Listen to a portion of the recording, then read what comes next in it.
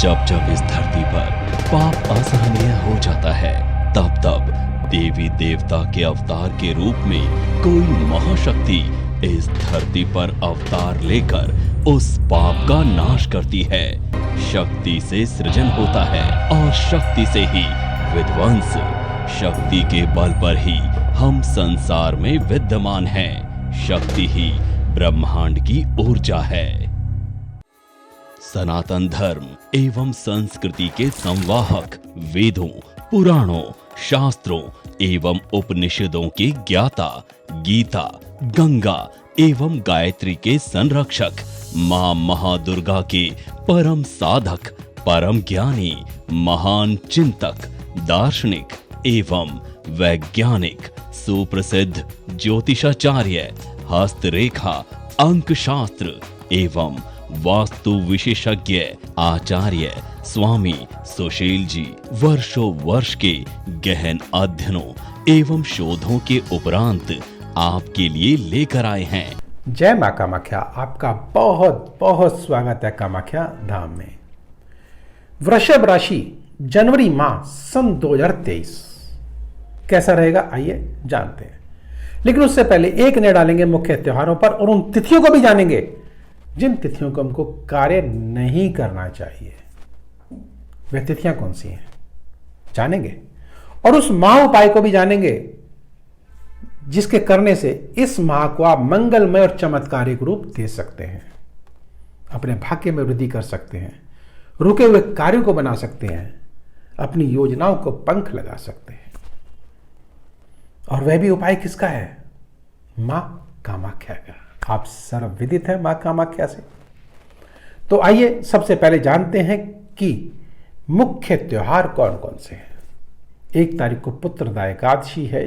6 तारीख को पौष माह की पूर्णिमा है, जिस दिन जप, ध्यान, तर्पण आदि के लिए विशेष महात्म है ये। और 13 तारीख को लोहड़ी का पर्व है। 14 तारीख को मकर संक्रांति है। 21 तारीख को मौनी अमावस्या है। और 22 तारीख को गुप्त नवरात्र प्रारंभ हो रहे हैं और 26 तारीख को बसंत पंचमी है और 30 तारीख को गुप्त नवरात्र समाप्त हो जाएंगे। गुप्त नवरात्र का अर्थ है अगर आप अपने कार्यों को बनाना चाहते हैं, बिगड़ी संवारना चाहते हैं, तो गुप्त नवरात्र का सदुपयोग आप अवश्य करें। गुप्त नवरात्र अर्थात गुप्त तरीके से गुप्त मंत्रों द्वारा गुप्त विधि के प्रयोग करेंगे तो निश्चित आप सफल अवश्य होंगे। ये दिव्य मंगल शक्ति कवच ऐसा कवच है जिसको प्राप्त करने के बाद और धारण करने के बाद मेरे जीवन में बहुत से बदलाव आए। जैसे कि मैं बहुत परेशान चल रही थी, समय समय घर में बहुत सी ज़्यादा दिक्कत परेशानी थी। जैसे कि काम, मेरा जिस काम के लिए सोचती थी वो काम होता नहीं था, बनते बनते काम बिगड़ जाता था। पैसा भी मेरे पास बचता नहीं था, आता तो था लेकिन बचता नहीं था। मन ऐसा होता था कि कहीं मैं कुछ अपने आप कुछ कर लूं, लेकिन मैं बहुत जगह घूमी, कहीं से भी मुझे कुछ भी इसका फ़ायदा नहीं हुआ। जब से मैंने सर्वमंगल शक्ति कवच लिया है, मेरे जीवन में बहुत से बदलाव आए हैं। काम भी मेरा अच्छा चल रहा है और घर में भी सुख शांति है, पैसों में बचत बरकत है। और जिस काम के लिए जो मेरा बहुत समय से काम अटका हुआ था वो काम भी मेरा पूरा हुआ। तो मैं इनका बहुत बहुत धन्यवाद देना चाहती हूँ। और मैं यही चाहती हूँ कि आप भी इस कवच को धारण करें ताकि आपके जीवन में भी जो दिक्कत परेशानी है वो दूर करें और आप खुद इसका लाभ धारण करने के बाद आपको दिखेगा। और वह भी गुप्त माँ के, क्या कहने। सौभाग्यशाली हैं आप कि वर्ष में 2 बार गुप्त नवरात्र आते हैं। अगर उस समय अगर आपने गुप्त नवरात्र में गुप्त माँ के गुप्त तरीके से गुप्त विधि द्वारा प्रयोग कर लिए तो कहना ही क्या है। प्रकृति ने भी देखिए आपको क्या अनुपम अमूल्य उपहार दिया है। तंत्र का अर्थ ही यही है कि आप प्रकृति से अपने अनुकूल उन शक्तियों द्वारा कुछ प्राप्त कर लें। लेकिन अगर नहीं करते तो यह आपकी गलती है।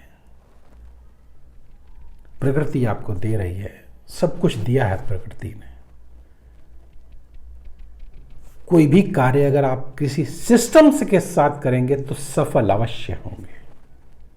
ध्यान रखिए इस बात का भी। मेरा चैलेंज है इस बात को भी। लोग तंत्र को गलत कहते हैं। तंत्र इन द सिस्टम। कोई भी कार्य आप सिस्टम से करिए, सफल अवश्य होंगे। तंत्र को गलत भाषा में प्रयोग मत करिए, गलत नाम से यूज मत करिए, गलत दृष्टि से भी मत देखिए। खैर ये विषय अलग जा रहा है। मैं बात यहां कर रहा हूं सिर्फ वृषभ राशि वाले जातकों के लिए। अगर आपको कोई और कोई जानकारी लेनी हो, नंबर स्क्रीन पर चल रहे हैं, व्यक्तिगत रूप से आप मुझसे संपर्क कर सकते हैं। सॉरी, थोड़ा सा तंत्र के मामले में बड़ा गंभीर हो जाता हूँ, भटक जाता हूँ। भटक क्या जाता हूँ, आवेश में आ जाता हूँ। पहले आइए बात करते हैं वृषभ राशि वाले जातकों के लिए। और वृषभ राशि में मंगल देव लग्न में विराजित हैं।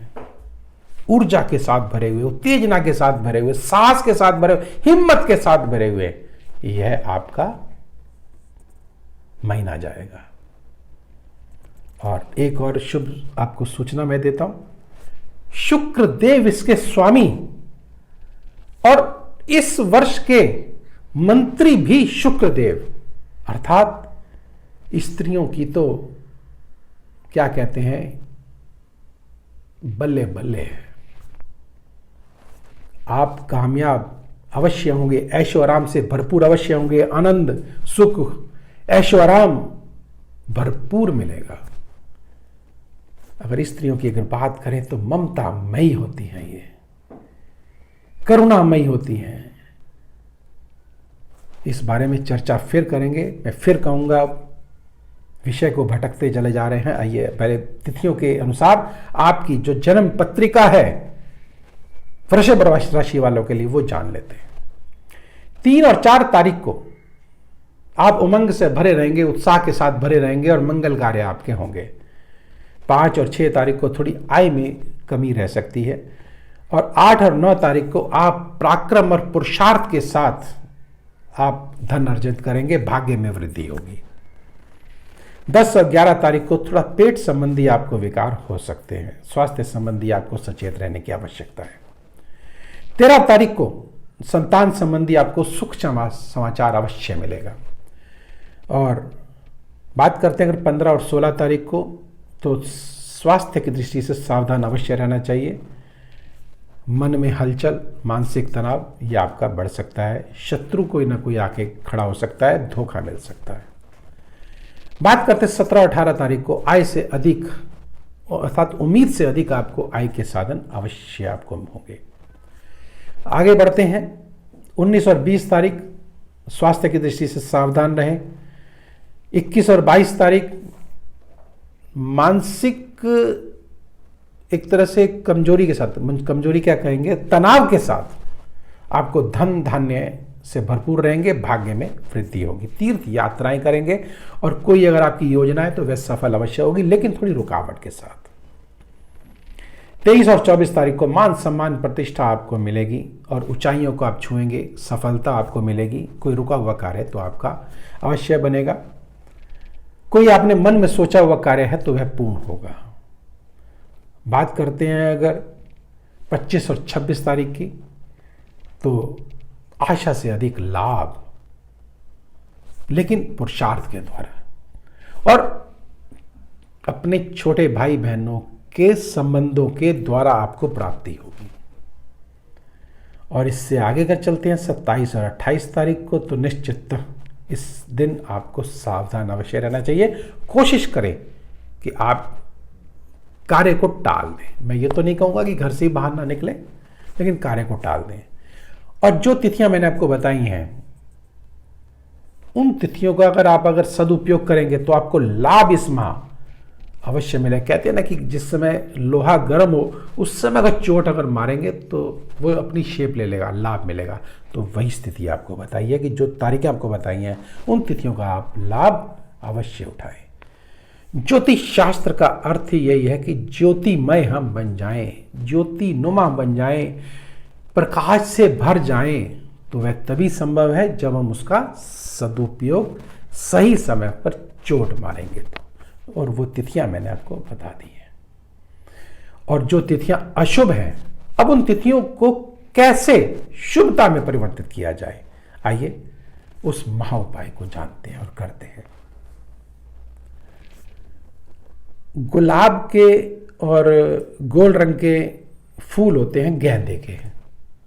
अगर आप एक पौधा लगाते हैं घर में और उसको जल से सिंचित करते हैं, अर्थात जल देते हैं, उसको आप उगाएंगे तो निश्चित आपका यह माह मंगलमय और चमत्कारिक रूप में आपको भाग्य वृद्धि अवश्य करेगा। जाने से पूर्व समय की सुई इशारा कर रही है कि मुझे अपनी वाणी को यहीं विराम देना है। और अगर कुमारी पाठ, चंडी पाठ, पूजा पाठ कराना चाहते हैं, नंबर स्क्रीन पर चल रहे हैं। व्यक्तिगत रूप से भी आप हमसे संपर्क कर सकते हैं। हमारे आश्रम में आपका स्वागत है, जो कि नैनीताल में स्थित है, उत्तराखंड में स्थित है। आपका बहुत बहुत स्वागत है, आप आइए। और अगर आप ऑनलाइन अगर ये सुविधा प्राप्त करना चाहते हैं तो निस्संदेह आप प्राप्त कर सकते हैं।